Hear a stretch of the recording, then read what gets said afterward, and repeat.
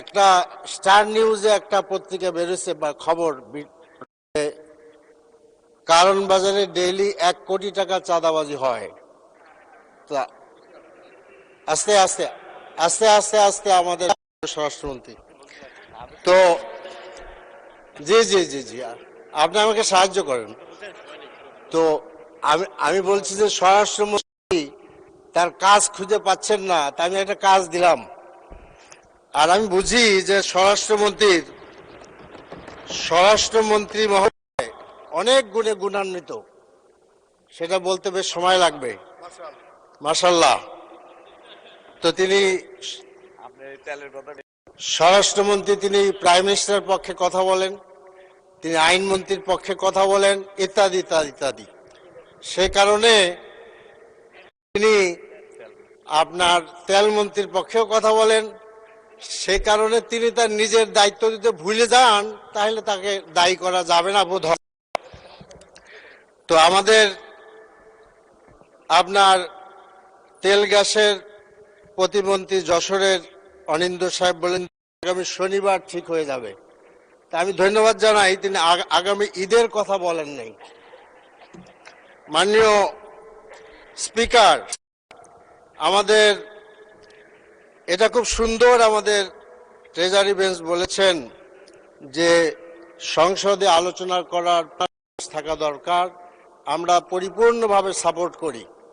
কিন্তু আমি বেশ কয়েকবার আলোচনার জন্য নোটিশ দিয়েছি, দুর্ভাগ্য যে আমি সুযোগ পাইনি স্পিকার। তো এই সম্পর্কে, তেল সম্পর্কে ঘাবড়াইয়েন না। তো সমস্যা কিছু হয় নাই, মাননীয় স্বরাষ্ট্রমন্ত্রী বলেছেন একটু একটু সবর করেন, কোনো সমস্যা হয় নাই।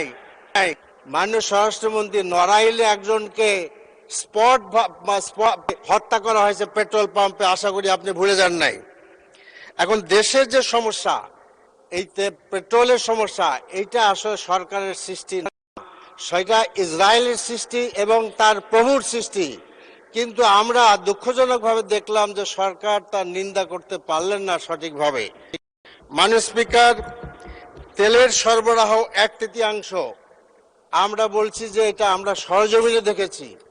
আপনি জানেন, এই যে আমাদের দক্ষিণ প্লাজার পাশে পেট্রোল পাম্প, সেখানে সরজমিনে আমরা আমাদের মাননীয় বিরোধী দলের নেতার নেতৃত্বে গিয়েছিলেন।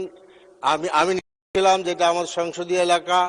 দে আর গেটিং 1/3 অফ টোটাল মানে সাপ্লাই, যেটা আগে পেতেন। আগে তারা 3 গাড়ি পাতেন,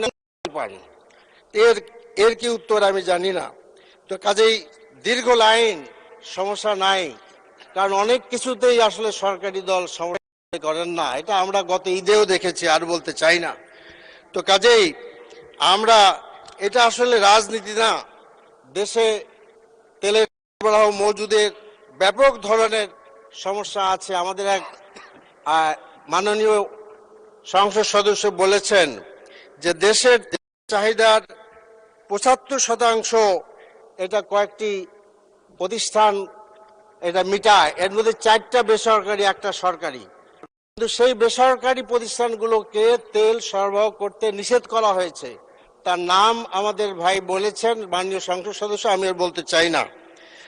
এই রহস্য আমি আসলে বুঝতে চাচ্ছি না যে হোয়াট ইজ দিস, এটার কারণটা কি। তেলের লাইনের বিরাট লাইন, অথচ তাদেরকে বলে দেওয়া হলো যে সরবরাহ করেন। আমাকে সময় দিলে আমি নাম ঠাম বলতে পারি, চিঠিপত্র দেখাইতে পারি। তো কাজে মাননীয় স্পিকার, আজকে আমাদের সরকারি দল বলেছেন যে আলোচনায় বসার জন্য। আমরা আহ্বান করতে যাই যে আমাদেরকে তেল সরবরাহ মজুদ ইত্যাদি সম্পর্কে আমাদের দেওয়া হোক, আমরা সকল তথ্য পেতে চাই। মাননীয় স্পিকার, সকল তথ্য পেতে চাই।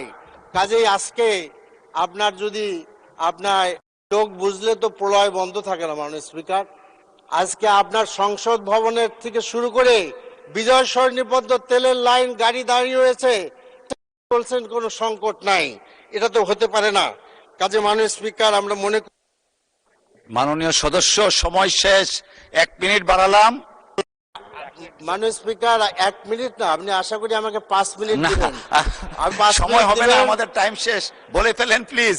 জি জি, 5 মিনিট দিবেন। এই জন্য আমাদের সরকারি দল এ ব্যাপারে একমত হয়েছেন। কাজে আমার মনে হয় যে আমরা যে সরকারি দলের কাছ থেকে প্রস্তাব চাচ্ছি আর কি, আপনারা প্রস্তাব করেন যে কিছুটা বলাও হয়েছে ন্যাশনাল ক্রাইসিস হইলে আমরা কেন একমত হতে পারি না, কেন আমরা সরকারি দল বিরোধী দল এগুলো আলোচনা করি, let there be a consensus, আমরা আলোচনা করি, সমস্যা নাই বলে সমস্যা এড়িয়ে গেলে তো হবে না। এক পেট্রোল পাম্পে একজন গাড়ি চালক বলছে যে ভাই আপনারা গাড়ি পান কোথায়, তেল পান কোথায়? এখন কি আমি প্রশ্ন করব যে মাননীয় প্রাইম মিনিস্টার কোথায় তেল পান, আমাদের স্বরাষ্ট্রমন্ত্রী কোথায় তেল পান? এরা যদি পাবলিক প্রশ্ন করে এর উত্তর আমাদের আছে? কাজে আমার মনে হয় যে আমাদের তেলের ধন্যবাদ মাননীয় সদস্য।